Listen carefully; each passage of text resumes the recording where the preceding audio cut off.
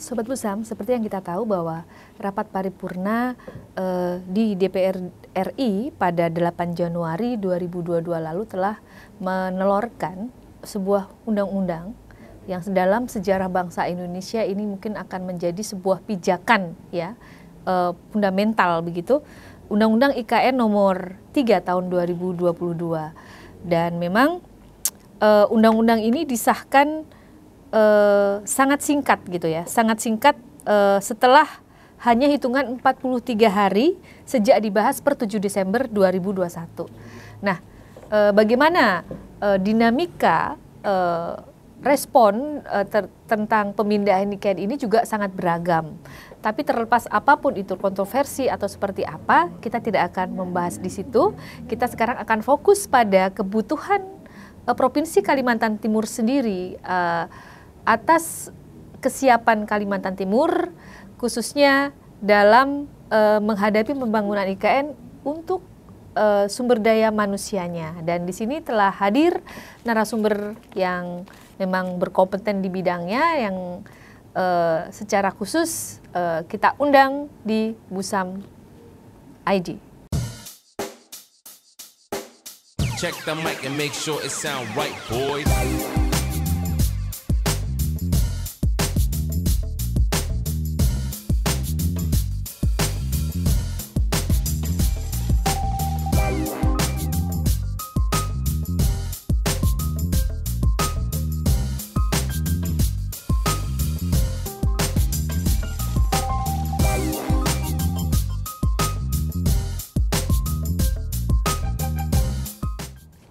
Baiklah Sobat Busam, saat ini kita telah kehadiran dua orang tamu istimewa, tamu spesial yang memang sudah sebenarnya udah agak lama saya gadang-gadang. Dan dua-duanya ini adalah tokoh yang memang sama-sama satu profesi boleh dibilang begitu, cuma yang satunya dia berkiprah di kancah nasional, yang satunya mau menuju ke nasional. Amin gitu. Kita sama-sama ya tos. Kita sapa di sini sudah hadir, alhamdulillah sekali. Ladies first ya, saya sapa dulu Ibu Hetifah Saifudian. Assalamualaikum. Selamat datang Ibu. Terima kasih, senang sekali nih bergabung di Busam. Siap. Dan narasumber kedua kita adalah tidak asing lagi, masyarakat Kaltim pasti tahu, dulu beliau adalah Ketua Komisi 4 dan sekarang ada rolling keanggotaan ya Bang Rusman ya, Pak Rusman Yakub. Sekarang beliau menjabat sebagai Ketua Bambang-Perda DPRD Provinsi Kalimantan Timur. Selamat sore Bang Rusman. Selamat sore, Assalamualaikum warahmatullahi wabarakatuh. Waalaikumsalam Pokoknya warahmatullahi kita wabarakatuh. bersuah kembali di Busam ini. Yes. Apalagi ketemu sama beliau. Wah. Ya.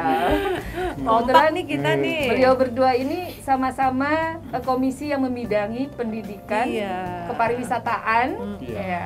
Dan alhamdulillah ini karena Ibu Hetifah ada waktu, sebenarnya Pak Rusman tadi juga setengah saya jebak begitu. Jebakan yang nikmat kok Pak Rusman, nggak apa-apa. Dan kalau Ibu Hetifah memang spontanitas ya Bu, sejak FJPI kemarin terbentuk memang kita udah ada connect begitu, akan janjian kalau ada waktu kita saling bersinergi, dan inilah waktunya alhamdulillah.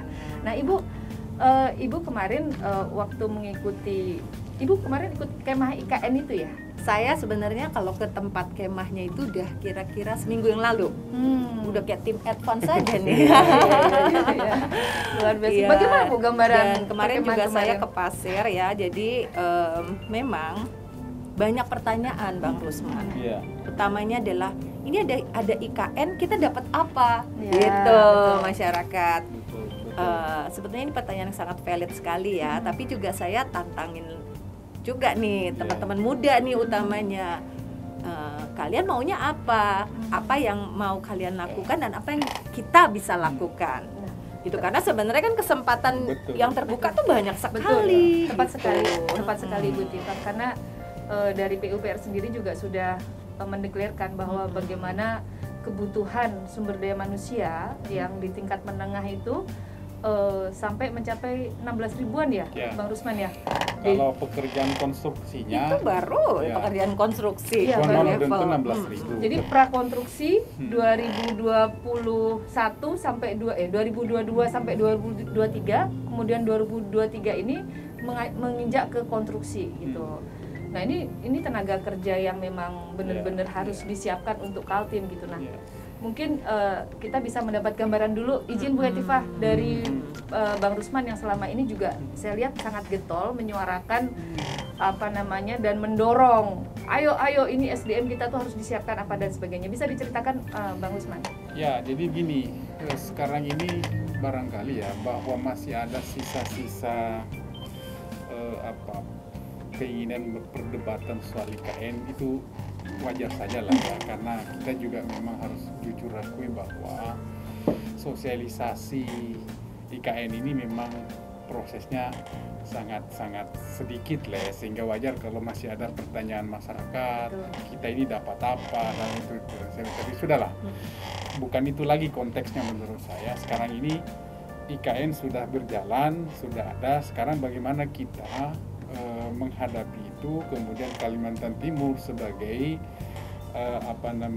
provinsi paling terdekat dengan ibu kota negara baru, maka mau tidak mau, suka atau tidak suka, pasti Kaltim lah yang paling pertama mendapatkan asas manfaat itu. Nah, ini saya suka nih bahasanya, provinsi terdekat, tidak lagi disebut sebagai provinsi penyangga gitu ya. Karena kalau penyangga tuh berat gitu. Jadi kesan psikologisnya tuh kenapa kita tidak menggembar-gemborkan mitra gitu. Lanjut Bang Rusman, lanjut.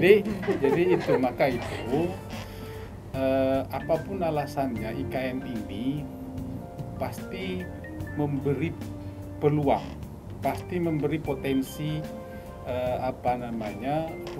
peluang bagi masyarakat Kalimantan Timur.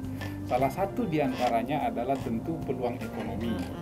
Kedua, soal lapangan kerja pasti itu. Nah, pertanyaannya kemudian, ketika nanti itu terbuka dan memerlukan itu, yang jadi persoalan itu ketika pihak otorita itu memerlukan spesifikasi di dalam pemanfaatan sumber daya manusia untuk dijadikan sebagai tenaga kerja di dalam situ. Pertanyaan kan muncul, posisi Kaltim sesuai nggak dengan spesifikasi yang dibutuhkan? Kalau tidak, berarti kan kita jadi penonton. Nah, dan kita tidak mau itu. Maka itu mestinya sebetulnya mulai 1 tahun yang lalu minimal. Tapi oke lah, mulai dari sekarang, maka itu harus disiapkan. Apa yang yang dibutuhkan nanti ke depan itu mestinya kita sudah dapat gambarannya, sehingga kondisi yang saat ini yang kita miliki itu kita bisa ukur gitu. Kita ukur. Nah, salah satu contoh misalnya kan di awal ini ada pekerjaan prakonstruksi dan konstruksi. Nah, pertanyaannya kemudian, kebutuhan tenaga kerja katanya 85.000 dan 16.000 itu, sementara angkatan kerja kita seperti apa? Berseiringan apa enggak? Kalau berseiringan, bagaimana caranya supaya kita bisa memenuhi itu? Apa yang harus kita lakukan? Itu yang harus Nah, kalau selama ini dari pengamatan dan penggalian yang Bang Rusman lakukan, sekrusial apa masalah ketenaga kerjaan kita ini, khususnya untuk SDM yang akan disiapkan untuk pembangunan IKN ini? Apalagi kan kalau kita melihat bicara sertifikasi, berbicara LSP yang cuman berapa gelintir ada di Samarinda gitu kan? Oke. Jadi itu yang jadi krusial, yang harusnya 2 tahun yang lalu sudah ada roadmap-nya gitu. Karena isu soal IKN kan sebetulnya sejak 2018 yang lalu sudah mulai gitu, walaupun waktu itu. Tapi oke lah ya, menurut saya tidak perlu disesali sesuatu yang ini. Sekarang yang penting kita berbuat sekarang. Nah, maka itu pertama memang ada 3 persoalan dasar yang harus kita jawab sekarang ini.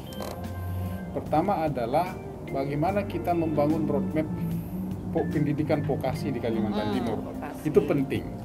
Kenapa? Karena vokasi inilah yang paling cepat bisa kita dalam jangka pendek untuk kita arahkan ke situ. Penyedia Lapangan. tenaga penyedia kerja ke situ, menengah gitu. begitu ya. Ditambah dengan kekuatan teman-teman di Disnaker dalam hal ini BLK. Maka itu BLK juga harus dilakukan revitalisasi. Karena kalau enggak ini akan jadi persoalan. Jadi pendidikan vokasinya harus ditata, BLK-nya juga harus ditata. Selain itu, kita harus dorong perusahaan-perusahaan swasta juga yang ada di sini terlibat. Karena kalau enggak repot. Pak Rusman, berapa sih data Contoh, gini Bu, di Kaltim itu kan ada sekitar 212 SMK. Tanpa melihat prodinya dulu, prodi-prodi apa di situ. Dari 212 itu sekaltim, LSP yang untuk SMK, LSP itu hanya 12 tuh. Asesornya tadinya 200 sekian, sekarang tinggal 64 karena ada yang expired. Coba bayangin gitu. Sementara kita maka itu produktivitas dari lulusan SMK hari ini dipertanyakan oleh banyak pihak, saya kira wajar. Karena itu tadi bahkan sekarang Kaltim itu berdasarkan data BPS terbaru, Kaltim itu adalah angkatan pengangguran terbukanya paling tinggi di Kalimantan. Bayangin, kemarin saya lacak sama teman-teman BPS, terdeteksi nggak itu yang penyumbang terbesar dalam pengangguran terbuka kita itu lulusan apa? Ternyata apa Bang? Salah satunya SMK. SMK, oke. Nah berarti ada ketidakkoneksian antara prodi yang kita buka dengan peluang kebutuhan kerja, pasar kerja yang tersedia. Artinya tidak connect dengan dunia industri. Maka itu harus kita berani melakukan terobosan dan berani menutup prodi-prodi yang tidak produktif. Kalau nggak bisa. Di selain itu, kita harus segera mengupgrade betul-betul guru-guru kita supaya yang tadinya ada asesor tambah baru, kemudian memperbarui asesor-asesor yang expired tadi itu. Jika dibanding Bu dengan, kita nggak usah bandingkan Jawa Barat, Jawa Timur, Jawa Tengah, karena jumlah penduduknya lebih besar, jumlah sekolahnya juga besar kan gitu. Kita bandingkan dengan Sumatera Selatan yang mirip penduduknya sama, kita kalah jauh. Nah, mungkin kita beralih sebentar ke Ibu. Jadi bagaimana ini Bu? Menghadapi Ibu kan sebagai anggota legislatif yang dapilnya Kalimantan Timur begitu kan. Apalagi konsen di dunia pendidikan yang saya dengar Ibu memang, yang saya lihat kiprah Ibu sudah tidak diragukan lah untuk mendorong pembangunan SDM ini. Nah, ini kan problem terbesar di Kaltim saat ini mengenai kesiapan SDM dalam menghadapi IKN, khususnya untuk proses pembangunan IKN itu sendiri, mulai dari prakonstruksi sampai konstruksi gitu. Bahkan tadi digambarkan oleh Pak Rusman bagaimana kondisi SMK kita di sini yang harusnya pendidikan vokasi itu memang menelorkan atau meluluskan anak-anak yang memang siap pakai, ternyata terbentur dengan masalah sertifikasi, terus jurusan yang tidak sesuai dan sebagainya. Bukan hanya sertifikasi dan jurusan saya kira, tetapi memang mutu kita yang memang jauh dibanding dengan misalnya di Jawa. Contoh soal peralatan praktek. Misalnya katakanlah misalnya prodi teknik mesin misalnya otomotif. Bayangkan kalau mesin prakteknya itu yang jadul, yang jadul, biasa dipakai kayak misalnya di SMK 1 yang saya lihat 3 sebulan lalu, jurusan mesin untuk bubut, mesin prakteknya tahun 84 masih dipakai. Coba gimana coba sudah expired juga itu sebenarnya. Jadi tadi kan pertama sarana prasarana, makanya sekarang ada program SMK Pusat Keunggulan yang memberikan bantuan antara lain tadi misalnya dikasih mobil tuh bener-bener mobil baru yang biasa dipakai oleh masyarakat kebanyakan sekarang, kemudian juga ada mesin-mesin maupun peralatan lainnya yang tidak kuno ataupun tidak sesuai dengan apa yang memang masyarakat tuntut. Kedua, tadi keterlibatan dari industri gitu. Jadi seperti di Balikpapan itu kan, beberapa perusahaan industri otomotif mau membantu, misalnya tadi membantu memberikan peralatan otomotifnya gitu untuk dijadikan praktek siswa, bahkan mereka juga memberikan dosen-dosen atau guru-guru produktif gitu. Jadi bukan hanya guru-guru biasa, tapi guru-guru yang memang praktek di perusahaan itu, sehingga mereka bisa memahami cara kerja mesinnya gitu kan. Nah, terus kemudian juga nanti transformasi lain ya di dalam berbagai hal itu sangat kita butuhkan supaya lulusan-lulusan vokasi ini memang betul-betul siap kerja. Gitu. Saya lihat banyak nih yang masih harus jadi sentuhan karena ini tugas provinsi. Tetapi kami juga di pusat sebenarnya bisa mensupport, bisa mensupport. Nah, ini yang diharapkan masyarakat Kaltim sebenarnya. Ya, gitu. Jadi nanti kita nanti harus aktif-aktif gitu, karena ada juga DAK pendidikan yang sebetulnya bisa diakses asalkan kita rajin-rajin juga mengajukan gitu kan. Kemudian juga tadi kerjasama dengan dunia usaha, itu kalau perlu DPRD-nya turun paksa perusahaan untuk ikut mensupport gitu. Mensupportnya itu bukan hanya dalam bentuk tadi hanya dosen dan itu, bahkan kurikulumnya pun apa yang diajarkan. Iya, jadi jangan kurikulumnya tuh kita yang berpikir Business ini penting, tapi padahal untuk Indonesia gitu. Kayak sebenarnya teman-teman dari apa namanya IUT misalnya, Trakindo itu kan, dia selain memberikan mesinnya, dia juga nugasi karyawannya yang spek di situ menjadi asesor di situ. Itu bagus kalau bisa seperti itu. Belum lagi nih, sekarang kan Kaltim katanya Bu, salah satu transformasi ekonomi yang dipilih adalah pariwisata. Oke, good. Persoalannya adalah ketika itu menjadi leading sektor sebagai salah satu bentuk transformasi ekonomi, maka sumber dayanya juga harus diiringi. Maka itu prodi-prodi di SMK itu harus disiapkan dari sekarang. Kemarin kita undang Bu, teman-teman dari para penggiat itu, karena betulan sekarang ini lagi kita nyusun Riparda, rencana induk pembangunan pariwisata itu. Kita ambil satu program studi saja. Kemarin itu teman-teman asosiasi CIP Kalimantan Timur itu CIP Kalimantan Timur itu mengatakan itu Bu, bahwa hari ini kesulitan untuk itu benar. Aduh, Mbak Rusman, ini saya tuh minggu lalu sebelum saya ke tadi titik nol itu saya kan ke Berau. Terus di Berau itu ketemu Universitas Muhammadiyah Berau. Kita kan tanya gitu ya, ini kan banyak sekali SDM pariwisata yang dibutuhkan, kenapa nggak ada prodi pariwisata? Ternyata untuk mengajukan prodi pariwisata ditolak oleh Kemendikbudristek. Oh my god, saya bilang kenapa ditolak gitu ya? Jadi yang diizinkan akhirnya biologi, ya kan? Jadi tidak nyambung gitu. Jadi orang pusat juga kadang-kadang nggak ngerti kebutuhan daerah tuh apa. Nah, jadi itu tugas saya ya nanti ya. Yang provinsi tugas Bapak. Jadi kita harus kompak nih. Mungkin gini Bu, bisa disampaikan selama ini kan sudah ada upaya-upaya Ibu ya untuk mendukung kemajuan pembangunan SDM ini. Apa Bu yang konkret yang mungkin bisa Ibu berikan untuk masyarakat Kaltim gitu? Ya mungkin yang sudah pernah Ibu lakukan gitu. Kalau yang paling penting sih sebenarnya tugas saya adalah tadi ya, bersinergi nih sama teman-teman, termasuk juga masyarakat langsung, supaya apa yang diputuskan di pusat itu sebenarnya mencerminkan yang dibutuhkan oleh daerah. Terus terang banyak sekali gitu ya kebijakan yang dibuat di pusat itu kan seragam. Seolah-olah semua daerah itu sama. Misalnya dana BOS nilainya sama per kepala, padahal misalnya di Mahakam Ulu beda dong tingkat kemahalannya. Alhamdulillah sih akhirnya tahun ini dana BOS di Kalimantan Timur naik semua karena kita udah hitung pakai standar kemahalan itu. Tapi itu tugas kami kan untuk nggak bisa kalau kayak gini kita bangun ruang kelas dananya sama per ruang kelas sekian rupiah, loh harga semennya beda misalnya gitu kan. Mungkin di Mahakam Ulu cuma jadi toilet ya Bu ya. Iya kayak gitu-gitu. Di Jawa udah jadi gedung gitu. Ini benar, ini bersambung sekali nih.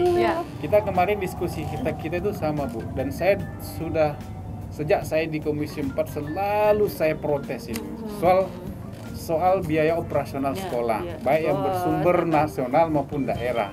Oke lah, kalau nasional kan punya standar sendiri.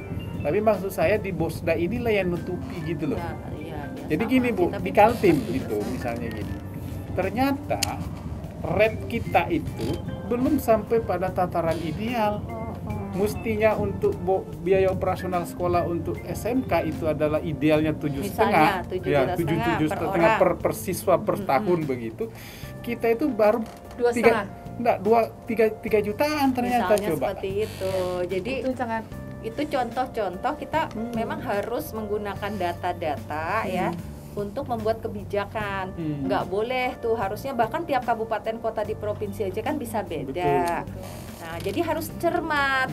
Itu baru contoh, belum soal guru nih. Betul, Bu. Ya kan, guru-guru kalau di daerah pedalaman ya dia harus difasilitasi rumah gurunya misalnya.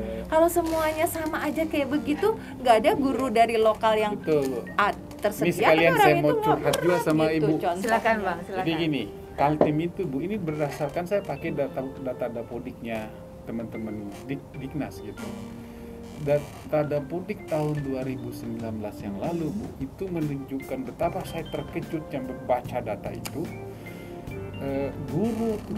Guru negeri yang status ASN dari TK sampai bahkan PAUD gitu ya, PAUD sampai dengan SMK. Itu sampai 2024 itu ada sekitar 8.000 guru yang pensiun. Yang akan pensiun, Coba. padahal pengangkatan tidak ada gitu kan. Nah, jadi Ini problem besar karena Iya, kan tidak pensiun saja, keluhan-keluhan dari sekolah itu selama ini kekurangan makanya sekarang banyak guru tenaga guru honorer gitu kan. Iya. Pengangkatan di moratorium. Jadi bagaimana ini Bu kira-kira? Nah, jadi solusi yang memang bisa harus ada pemecahan. Hmm. Pertama kan gini ya, soal data. Makanya alhamdulillah sih sekarang Dapodik udah lebih lengkap. Itu pun kadang salah juga, tidak sesuai. Misalnya seperti kita mau memberi beasiswa untuk anak-anak, ternyata tidak sesuai dengan NIK. Gara-gara misalnya operator masukin data salah. Banyak hal terkait data yang harus kita benahi. Jadi sebenarnya data tuh dari mulai berapa jumlah siswa, berapa jumlah guru, bagaimana distribusinya, bagaimana kebutuhan misalnya dari sisi sarana prasarananya. Nah, sering kan yang protes misalnya sama kami, kenapa kok kami dapat dana bosnya cuma untuk 100 anak padahal murid kami 150. Ternyata dia tidak update Pak bahwa muridnya sekarang sudah 150. Ya bagaimana kita tahu? Terus kami kekurangan ruang kelas, Bu. Terus kenapa nggak ditambah? Terus di Dapodik Bapak disebutkan nggak bahwa perlu tambahan ruang kelas? Belum diupdate datanya. Jadi seolah-olah kalau orang pusat kan lihat, oh udah aman-aman aja nih di sekolah ini. Padahal ternyata dia kekurangan ruang kelas. Harusnya ditulis bahwa kami tuh kekurangan ruang kelas. Nah itu contoh sih, maksudnya hal kecil bagaimana kita harus punya data, tapi data itu memang harus dipakai untuk membuat kebijakan. Kalau kami kan dorongnya seperti itu, gitu. Terus keduanya tentu saja ya kita berharap apa ya? Kalau untuk IKN ini memang harus ada policy khusus sih. Nggak bisa kita itu kayak sekarang biasa-biasa. Sebab akan ada juga gelombang dan akan ada eskalasi budaya, masalah sosial ya, macam-macam yang harus kita. Bahkan nih soal bahasa aja Pak Rusman Yakub kemarin kan baru launching nih soal transformasi terkait dengan bahasa. Kaltim masuk kategori C, yaitu daerah yang bahasanya ini sekarang lagi tergerus dan bahkan cenderung punah untuk bahasa daerah ya seperti bahasa Pasir atau apa. Terus kita kan takut nih, wah IKN lagi pasti tambah banyak lagi masukan-masukan. Ini kita sendiri tidak melindungi yang udah ada gitu. Nah jadi banyak sekali loh masalah yang harus. Nah ini tadi saya tantanglah bikin roadmap itu. Terus kita sama-sama nanti lakukan upaya yang bisa di pusat apa, di provinsi apa, kabupaten kota apa. Dan mungkin yang sangat mendesak itu masalah SDM ini. Iya. Jadi kalau bicara IKN complicated lah persoalannya, tetapi sudahlah tapi satu-satu bisa dulu. kita urai dengan bikin plan itu kan Pak. Betul Pak, betul Bu. Jadi menurut saya makanya kemarin kita bilang saya minta betul sama teman-teman di Dinas Provinsi, ayolah kita. Mulai dari sekarang kita bikin roadmap-nya deh. Karena kalau kita begini terus, kita akan sementara gini, saya bilang bisa nggak? Dan menurut saya bukan bisa, harusnya. Artinya kita izin saja ke pusat. Yang penting kita beri fakta-fakta ke pusat bahwa apa yang kita lakukan membuka prodi-prodi sesuai dengan konteks level kita itu memang nyata. Yang salah itu kalau kita juga ngada-ngada gitu. Tapi kalau memang sejatinya begitu, saya kira pusat pasti memberi ruang gitu. Cuman begini, Pak Rusman, Bu Eti mohon izin, kan beberapa waktu lalu kan kami dari FJPI Kaltim, dipimpin oleh FJPI Pusat itu membuat semacam kegiatan diskusi. Kebetulan yang waktu itu hadir Ibu Fauzia, sempat masalah ini saya bawa ke forum begitu. Nah, terus terang saya sebagai masyarakat Kaltim belum terpuaskan dengan jawaban beliau itu begitu. Jadi kalau beliau kan pandangannya kita berbicara masalah ibu kota negara itu berbicara bangsa, skalanya berbicara bangsa Indonesia untuk ibu kota negaranya Papua, ibu kota negaranya orang Sulawesi dan sebagainya seperti itu. Nah, jadi memang begitu kita apa nih upaya pemerintah pusat gini untuk menyeimbangkan kebutuhan peningkatan pendidikan atau SDM di Kalimantan Timur ini ya. Beliau jawab waktu itu ya kita sudah ada program BLK misalnya, mendirikan BLK di Kukar itu kan saya pikir bukan jawaban yang kita harapkan gitu. Sangat tidak signifikan dengan kebutuhan yang Nah, lalu bagaimana Bu ini upaya untuk mendorong pemerintah pusat sendiri supaya program-programnya berpihak untuk Kaltim? Iya, gitu. jadi pertama manpower planning harus dikaitkan dengan education planning. Kalau selama ini kayak tadi Ibu Ida Fauzia punya rencana ketenaga kerjaan. Terus nanti Pak Wikan sebagai Dirjen Vokasi punya rencana pendidikan. Kan kalau kita tadi nanti bikin roadmap, kita gabungkan semua, nggak bisa itu per sektor. Jadi kita harus perkirakan, jangan sampai kayak di DKI itu orang tua juga senangnya hanya mengajarkan anaknya mengaji sama belajar bela diri, padahal kan kebutuhannya bukan itu kalau ibu kota zaman waktu itu ya di Batavia. Kita juga harus perkirakan nih yang butuh apa-apa. Terus yang kita udah punya sekolah apa-apa aja, perguruan tinggi vokasi kita apa-apa aja, yang belum ada atau kurang kira-kira apa kita siapkan 5 tahun lagi nanti butuh apa, 10 tahun lagi butuh apa, kan nggak jangka pendek. Jadi planningnya itu juga ada yang jangka panjang. Apakah kita harus undang beberapa perguruan tinggi untuk transfer teknologi? Oke, misalnya seperti jurusan desain komunikasi visual yang sekarang sangat penting ya. Tapi kita belum punya, makanya tadi saya ke Polnes. Polnes kan baru punya IT dan media, mungkin dia kayak semacam dia belum punya DKV. Betul. Ya nggak apa-apa, prodi DKV kita udah punya 10 alumni dari Kaltim yang jadi dosen S2 udah bisa. Ya kita dirikan lah gitu. Tapi kan didirikan sekarang baru 5 tahun lagi ada lulusannya, that's okay gitu, nggak apa-apa gitu. Sekarang sekolahin dulu anak kita, mau di mana yang ada, kalau perlu keluar negeri, tapi nanti. Makanya tadi Bu, saya kejar juga BLK. Ya kalau BLK, saya bilang sekarang kan IKN, kita tahu konsep pembangunan IKN itu adalah semua adalah serba modern, semua teknologi canggih. Sekarang saya tanya, sekarang ini saja dunia sudah mulai melakukan yang namanya metaverse gitu. Sekarang pendidikan kita udah kenal nggak itu? Jangan-jangan belum sama sekali, saya bilang. Coba, artinya betapa tertinggalnya kita, maka itu harus pelan-pelan yang gitu-gitu. Apalagi IKN modelnya seperti itu, di konsep seperti itu, sementara existing kita seperti ini kan jauh sekali. Maka itu bagaimana caranya merapatkan itu, maka harus ada lompatan gitu, nggak bisa dengan biasa-biasa. Dan mungkin Bu, kalau yang perlu saya garis bawahi lagi, apakah memang benar ya Bu ya, tenaga kerja yang akan dipekerjakan itu memang wajib sertifikasi begitu ya, atau seperti apa sih polanya gitu? Karena gini, kalau berbicara sertifikasi apalagi di masa pra prarekonstruksi ini gitu kan, artinya itu kan masih dibutuhkan tenaga-tenaga yang kasar, mungkin tenaga-tenaga menggali, ngangkat pasir, ngangkat batu, apakah yang seperti itu juga butuh sertifikasi begitu ya. Nah, kemudian kalau memang semua basisnya sertifikasi, mengapa tidak dibuat semacam program mensertifikatkan tenaga-tenaga, ya anggaplah ini akselerasi peningkatan SDM. Ini ada tukang batu nih yang nggak bisa lolos, nggak bisa masuk padahal dia punya keterampilan, cuma dia tidak punya sertifikat untuk bisa direkrut menjadi tenaga kerja, akhirnya datang dari luar.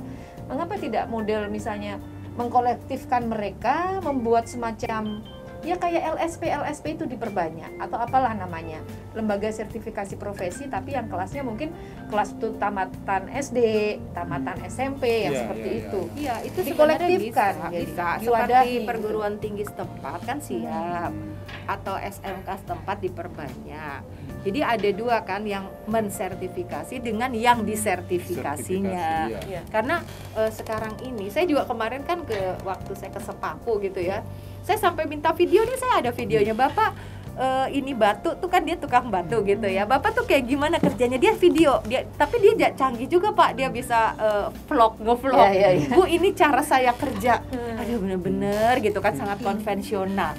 Dia nggak, jadi cuman pakai yang palu yang gitu, sementara kan zaman sekarang gitu ya, namanya peralatan ya, untuk supaya produktivitas tinggi itu kan banyak sekali peralatan. Nah kadang-kadang bagaimana menggunakan alat itu gitu ya kan, kebetulan saya wasekjen di Persatuan Insinyur Indonesia. Jadi saya memahami problem seluk-beluk sertifikasi. Bahkan saya sarjana teknik aja, saya tuh bukan profesi, belum disebut insinyur loh.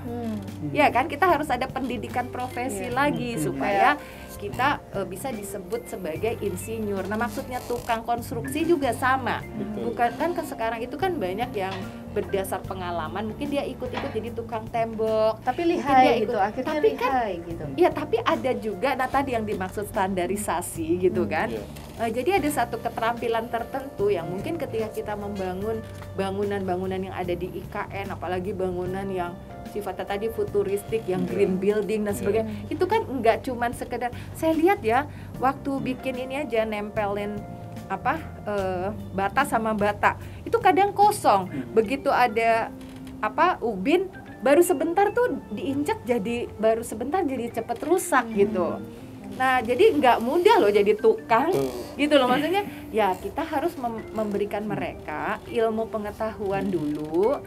Maksudnya tuh gitu kan, dididik dulu kalau nembok yang bener tuh kayak gini.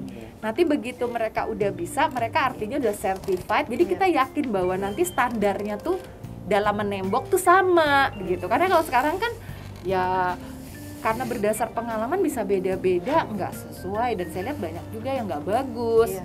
Artinya kan maka itu memang dikasih ilmunya lah gitu. Maka itu memang kalau saya sih fokus di vokasinya. Vokasi, jadi keterampilan. Pertama memang yang harus cepat segera dilakukan, bagaimana teman-teman di dinas provinsi itu segera mencari informasi ke badan otorita. Ini spesifikasi dan yang kualifikasi sebetulnya seperti apa? Satu, sehingga dengan itu kita bisa segera melakukan persiapan. Berarti misalnya ada profesi pekerjaan-pekerjaan yang sifatnya spesifik di situ. Nah itu yang dijadikan prodi. Maksud saya itu gitu. Nah bagaimana caranya guru-guru ditingkatkan sampai nanti sendiri guru-guru itu didorong untuk mendapatkan sertifikat sebagai asesor gitu. Nah kemudian nanti asesor ini membentuk LSP di sekolah-sekolah itu, tapi atas izin Badan Sertifikasi Nasional BNSP sebagai itu. Nah akhirnya begitu dia keluar, dia sudah tidak perlu kemana-mana lagi. Kemudian kita dorong lagi kayak Universitas Mula Warman, Politeknik Negeri Samarinda juga menjadi LSP di luar dari LSP yang ada ini, untuk mengcover ya misalnya dari Balai Latihan Kerja atau yang lain-lain. Ini mestinya harus gerak semua ini, baru bisa. Tapi itu tadi kita Badan Pengelola Otorita harus mengumumkan dari sekarang. gitu. Atau dia misalnya menyurati gubernur Kaltim bahwa ini loh kebutuhan itu. Tolong Betul dipercepat. ini Bu, ini salah satu keresahan juga khususnya bagi masyarakat yang memang tinggal di kawasan otorita. Kayak kemarin misalnya saya mendengar ada 3 SMK di situ yang memang nanti masuk ranahnya kemungkinan masuk di otorita gitu. Nah mereka tuh sekarang gamang. Ini kita akan dibawa kemana sekarang ini gitu. Begitu ya Pak Rusman ya? Ya kemarin Jadi, ada tiga SMK di PPU itu Ya, ada Bu SMK Fitba. Jadi 2, ya SMK salah satunya SMK 1. SMK Sepaku. 1 itu masuk kawasan IKN. nah mereka itu sekarang, Nah, sekarang nasibku ki piye gitu. Nasibku gimana Di ini Provinsi selanjutnya? Kaltim tidak masuk, masuk IKN. Pasti itu bisa Nah. sih ada solusi ya Iya. kalau seperti itu. Ya makanya kemarin saya bilang sama mereka sudah nggak usah mikirin soal Iya, itu. pokoknya sekarang Kerja saja, produksi jalan aja. saja terus orang-orang berkualitas gitu kan. Saya kira Saya bilang ke Mapol Solang daripada kamu ribetin berpikir itu, akhirnya nggak jalan-jalan, Belum mending terjadi. jalan aja. Nanti kami lah yang nyelesain yang kayak Iya. gitu-gitu itu. Baik, Gitu. Ibu mungkin untuk penutup ini karena nggak terasa ya, udah berapa apa nih Bu yang bisa Ibu sampaikan untuk apa ya sebagai motivasi buat masyarakat Kaltim, anak muda di Kaltim gitu kan dalam menghadapi IKN ini supaya bisa apa ya apatis gitu loh, apa paling nanti orang luar doang tuh yang dipekerjakan apa dan sebagainya yang seperti itu. iya, jadi kalian tuh harus optimis ya. Dan saya sebetulnya kemana-mana melihat banyak loh potensi anak Kaltim. Jangan salah ya, yang namanya game developer itu juga dari pasir hebat, bisa sampai memasarkan produk-produknya ke seluruh dunia di Balikpapan, nggak kurang. Jadi sebenarnya tuh kita itu punya banyak kesempatan dan teman-teman juga nggak usah cemas berlebihan ataupun khawatir ya iya, tugas kita iya, ya betul. untuk yang penting kalian tuh tadi punya motivasi untuk mempelajari sesuatu yang bakal dibutuhkan untuk membangun ibu kota Nusantara ini. Insya Allah pasti ada tempat untuk kalian. Nah, alhamdulillah lah. Kalau seperti itu kan artinya jangan, kalau saya bilang begini, jangan pernah berpikir untuk mundur untuk sesuatu yang kau anggap sulit. Nah, mungkin seperti itu. Tapi tugasnya Pak Rusman dan saya lah ya untuk memastikan gitu ya bahwa pemerintah baik itu di provinsi, kabupaten kota maupun kami di pusat bisa menjalankan tugasnya sebagai pemberi layanan di dalam proses mendidik SDM yang unggul. Tapi kalau dari sisi kalian ya yang penting adalah semangat dan motivasinya itu. Baik sahabat Gusam, mungkin semoga di lain waktu dan lain hari kita berkesempatan lagi karena memang mahal sekali waktu beliau ini ya. Super sibuk dan sering ke Kaltim sebenarnya beliau, tapi kok, nanti kan ini aja nanti lagi. sebentar lagi harus saya udah ada. apa namanya sudah ada kegiatan lain. Oh iya benar. Pak Rusman mungkin untuk closing statement-nya, silakan. Ya saya kira memang saat ini bukan lagi waktunya untuk kita perdebatkan IKN ini dari sisi itu, tapi sekarang waktunya bagaimana kita benar-benar menyiapkan diri untuk memanfaatkan peluang IKN itu. Karena apapun alasannya, Kaltim lah yang paling pertama dan paling dekat dengan realitas itu. Nah kalau kita sebagai masyarakat Kaltim tidak memanfaatkan itu, lalu mau apa lagi gitu loh, mau apa lagi. Jadi sudahlah. Tetapi itu tadi memang pemerintah provinsi, khususnya pemerintah daerah ini benar-benar harus kerja keras. Artinya kerja keras. baik pemerintah maupun masyarakatnya sama-sama berlari. Iya betul. Jangan ini pemerintahnya lari, yang masyarakatnya masih merangkak atau sebaliknya. Atau jangan sampai dibalik, rakyatnya yang ini yang semangat pemerintahnya kok nggak. Pemerintah malah ini gitu. Maka itu DPRD dan gubernur ini betul-betul menjadi lokomotif gitu loh. Betul. Untuk itu kan harus gitu startnya gitu. Jangan. Insya Allah Kaltim bisa. Kaltim pasti Saya bisa. yakin bisa. Kaltim pasti bisa menjadi mitra IKN. Nah, karena kita merubah konsep penyangga jadi mitra aja. Kayaknya penyangga tuh berat banget, penyangga kayak sengsara gitu. Jadi kita mitra biar sejajar gitu. Kaltim sejajar dengan IKN.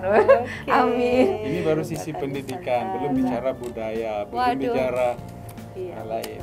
Iya. Karena banyak ancaman juga. Sekali. Betul. Baik, Ibu, terima kasih banyak atas waktu dan kehadirannya, sudah menyempatkan datang ke Busam. Tolong jangan jera. Mudah-mudahan kita ada waktu lagi juga, Pak Rusman. Terima kasih banyak, Pak Rusman. Hebat nih Pak Rusman nih, luar biasa. Saya Kita sapa sahabat Busam. Halo sahabat Busam. Halo. sahabat Busam. Oh, di situ ya. Halo sahabat Busam. Terima kasih. Assalamualaikum warahmatullahi wabarakatuh.